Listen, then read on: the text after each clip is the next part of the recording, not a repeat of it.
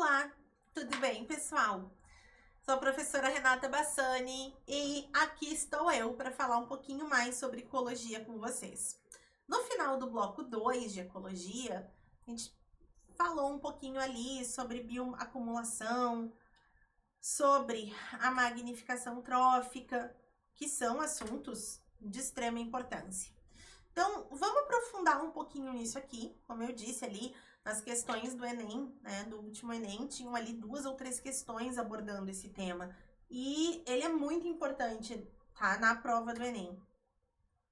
Quando a gente fala de bioacumulação, a gente vai estar falando do acúmulo de poluentes ao longo do tempo em um indivíduo. Então, por exemplo, aqui, ó, a gente vai ter esse peixinho. Observa aqui, ó, no tempo 1, por exemplo, ele não tinha poluente. Aí, esses poluentes, que podem ser metais pesados, agrotóxico, ele vai se acumulando, ó. Ele vai se acumulando no corpo do bicho, no corpo do animal. E assim, gente, ele sempre se acumula em tecido adiposo. Então, quando a gente fala da bioacumulação, é em tecidos corporais. Só que esses tecidos corporais aqui, ó, basicamente é o adiposo, tecido adiposo, gordura. Quando nós falamos da biomagnificação ou magnificação trófica, a gente vai ter um aumento da concentração do poluente ao longo da cadeia alimentar. Então, os níveis tróficos, quanto mais topo de cadeia, maior o acúmulo. Então, por exemplo, aqui, olha só, produtor, tá? Deixa eu pegar um marca-texto aqui para mostrar bem para vocês. Olha só, aqui nós temos o produtor. O produtor é o primeiro nível trófico. Quando tu tem, sei lá, um zooplâncton, que seria um consumidor primário, e ele está se alimentando desse produtor, ele já pega, né, tipo, mais poluentes, mais metais pesados ou mais agrotóxicos. Por quê? Porque ele comeu várias algas que tinham, né, esse poluente. No caso dessa cadeia, o consumidor secundário é um peixinho. Então, tu imagina que esse peixinho comeu 10 crustáceos de zooplâncton. Ele tem veneno ali, ou metal pesado, ou agrotóxico, referente a 10 zooplânctons. Então, isso vai acumulando. O consumidor terciário, que é o peixão aqui, um peixe carnívoro, no caso, quando ele se alimentar, por exemplo, de 3 peixinhos, ele vai ter metal pesado ou agrotóxico acumulado ali nele, equivalente a vários peixinhos. E assim, gente, sucessivamente. Então, isso aqui, por exemplo, termina na gente, ó, que somos os consumidores quaternários.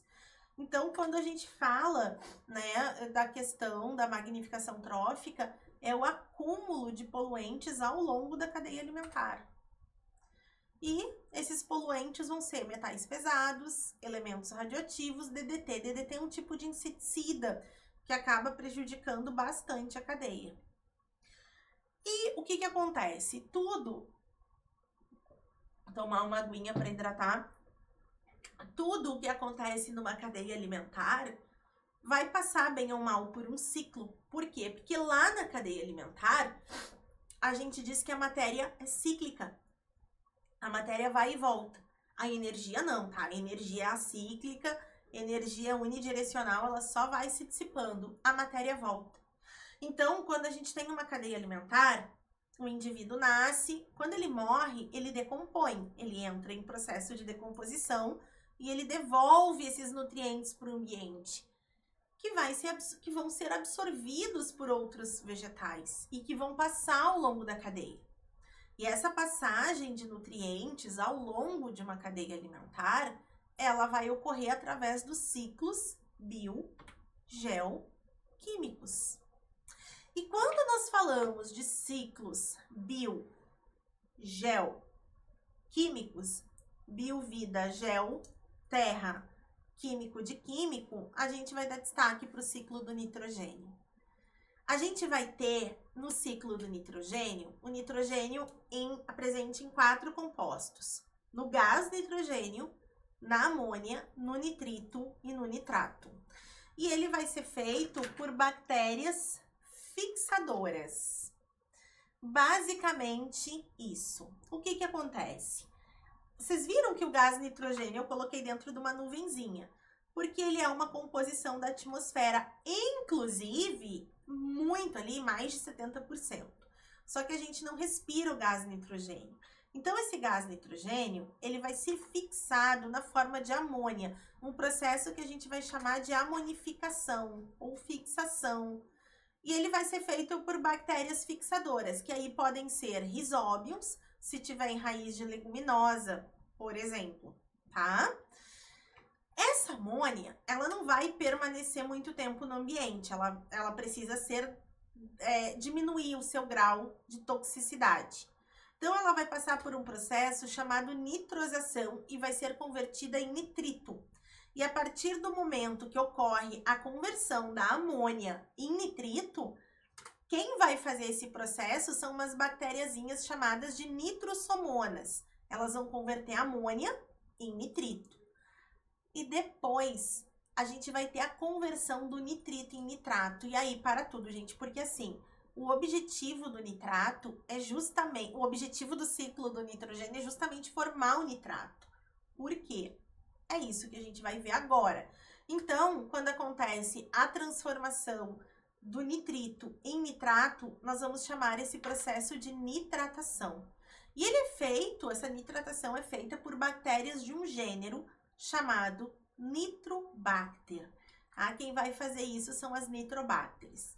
Quando nós usamos o termo nitrificação, é um processo único, tá? Então, a gente se refere já de amônia para nitrato. A gente está simplificando o processo, certo? O que que acontece, gente? É muito importante tu ter a seguinte ideia. Sempre que nós temos a formação do nitrato, basicamente nesse ponto, sempre vai ter 2 destinos os compostos nitrogenados dentro do ciclo do nitrogênio. Um primeiro destino é esses compostos, o nitrato, voltar a ser gás. Ele volta a ser gás nitrogênio. E esse processo a gente vai chamar de desnitrificação. Então, ele sai de nitrato e vai para gás. O outro processo é o nitrato, gente, ser incorporado pela vegetação. Imagina que esse nitrato vai estar lá misturado com água no solo e as raízes das árvores vão sugar esse nitrato. É muito importante o quê? A gente entender que o nitrato é a matéria-prima que vai fazer a proteína vegetal. E aí é que tá. Por quê? Porque a partir do momento que tu tem a proteína vegetal, isso vai passar pela cadeia alimentar, né? Tu vai ter um herbívoro que vai comer a planta, um carnívoro que vai comer o herbívoro que comeu a planta e assim por diante. Então, ao longo da cadeia alimentar, esse nitrogênio vai ir passando de um nível trófico para o outro.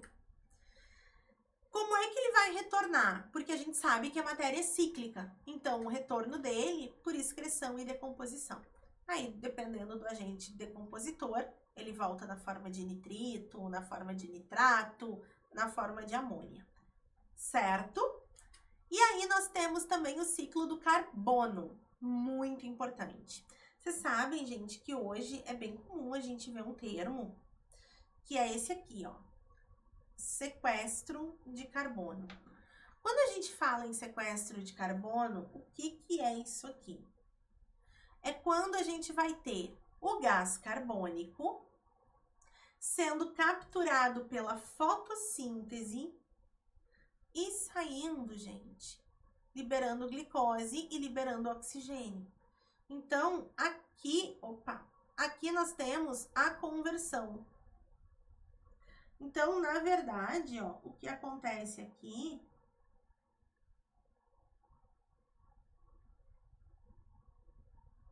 é a fotossíntese. Então, veja bem, tá? O gás carbônico, ele chega aqui e aí ele vai ser convertido ali em oxigênio. E claro, uma parte desse carbono vai virar seiva elaborada, vai virar glicose, ok? Só que uma boa parte desse carbono é aqui que tá o X da questão. Por quê? Porque uma boa parte desse carbono vai ficar fixada no vegetal. Então, tu tira ele de maneira constante da atmosfera, porque ele vai ficar preso na matéria orgânica. E isso é extremamente importante. Então, quando a gente fala de sequestro de carbono, é justamente isso. A gente planta, geralmente vegetais de crescimento rápido, que tem um porte avantajado. Por quê? Porque ao retirar o gás carbônico da atmosfera, além de pela fotossíntese eles produzirem glicose e produzirem açúcar, eles incorporam esse carbono na sua matéria.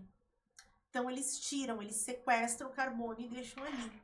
Quando a gente faz uma queimada, por que é tão prejudicial? A queimada é pior que o desmatamento. Porque quando tu desmata, o carbono segue retido ali na árvore. Ele vai ter outras, né? O desmatamento, obviamente, é péssimo para a cadeia alimentar, para manutenção de clima, de umidade, uma série de coisas.